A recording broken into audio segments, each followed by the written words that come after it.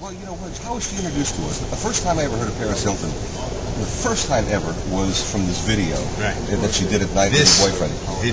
This video. That video? Yeah. The video? What is it called? Paris? My video. Yeah. Well, the American people don't like losing. And the first Gulf War, we had the same small group of people initially who were out in the streets saying no blood for oil. But because the war went well, they were marginalized and essentially went away. And it's the same core of people who initially started the protest movement against this war, saying no blood for oil. But this time we screwed it up, and as a result, they are the growth sector of the American public's reaction against the war in Iraq. Now, how the hell do you get out of it? I don't know. There are terrible consequences for failure in Iraq. Real world. We have Holocaust deniers, and we have terrorist deniers. And there are terrible real-world consequences for failure in Iraq. And in our business, I don't think that party allegiance works. I think the country's in a populist mood, not a partisan mood. Didn't Kerry try the I've got a secret plan, and if you'll just elect me, I'll tell you what it is? And we kept saying, what's the plan? And he wouldn't say, and the American people didn't fall for it. When I do a market visit, the first thing I do is, where's your sales team? I want to talk to them about selling the ED program. I'm only responsible for 3 hours a day. I can't speak for other shows. I can't speak for other networks. I'm proud that we're in the black. We don't have any lawsuits pending, and I'm not begging on the street for money so I can have a microphone tomorrow. This is about sales. And the sooner the progressives in this industry realize that somebody better be concerned about selling a 30-second spot, the better off the whole industry is going to be. That's why we're here. That's why we're doing this. That's why I have devoted a lot of my work to this particular aspect of the business. David Brudnoy has gotten this award. Brian Lamb has gotten this award.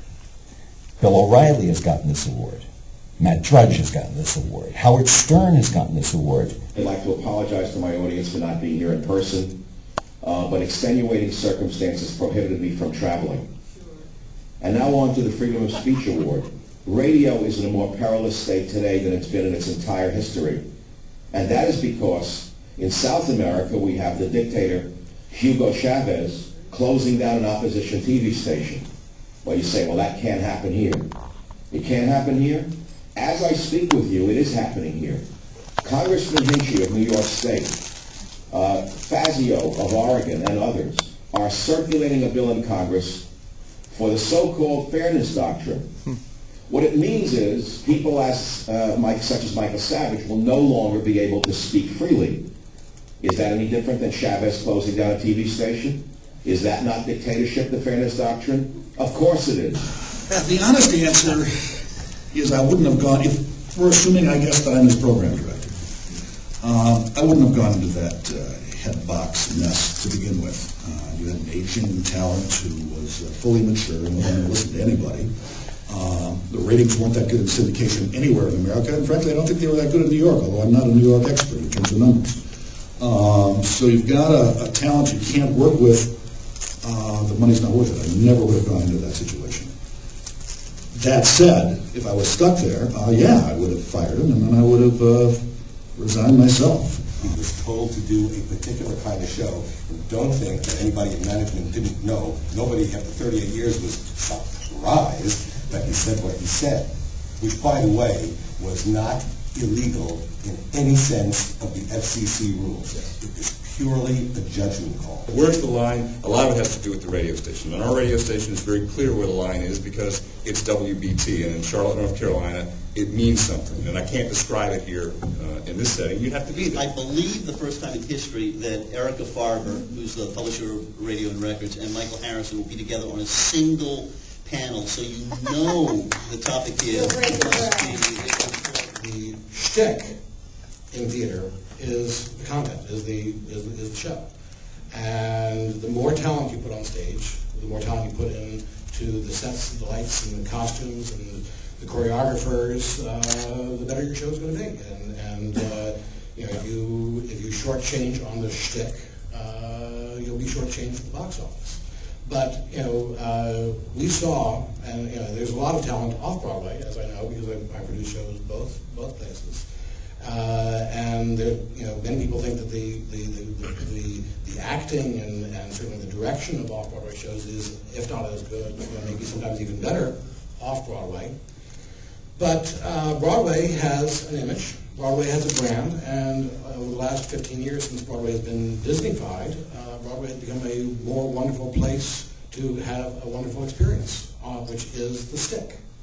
And one of the realities of off-Broadway is that, people say, oh, that might be a great play, but the bathrooms are smelly, the seats are small, it's in a bad neighborhood. I can go to Broadway, and there's great restaurants around, and the lights are bright, as the George Benson song goes. And so therefore Broadway commands a bigger dollar for two reasons. I think one of the concerns that we have in our business is that we've been doing an okay job with the shtick. I'm concerned that we're not doing an okay job with the real stick, which is not the antenna that's out there, but with the end user experience. Broadway cleaned itself up, the bums went away, the drugs went off the thing, so that it was a much more pleasant experience for families to go to. We're not paying attention to the end user experience of our listeners, I think, as much as we need to, which is getting better websites out there, getting better internet radio streaming going on out there. We should be going to Apple Computer and encouraging them to put a transistor inside an iPod. Radio, as we know it, is not available on any portable device. So I think that an AM/FM radio is antiquated technology. But do I think that the audio experience should be available in any form? Absolutely. We're the ones that call it terrestrial radio. Your customers and your consumers don't. We have to get out of that. Taking into account everything that's been said here, taking into account my analogy about the New York Yankees and what they do to have the best talent so that they remain Major League Baseball, or that the NFL remains the best place to watch football, as opposed to saying, no, I don't think I'm going to watch the Jets this weekend because they're playing football at the local high school field and it's free. I think that AM and FM radio have to immediately do the following things. They have to have the best programming available anywhere. And the only place that you can get it should be on AM and FM radio. They have to invest a lot of money in their product, something they're doing the exact opposite of right now.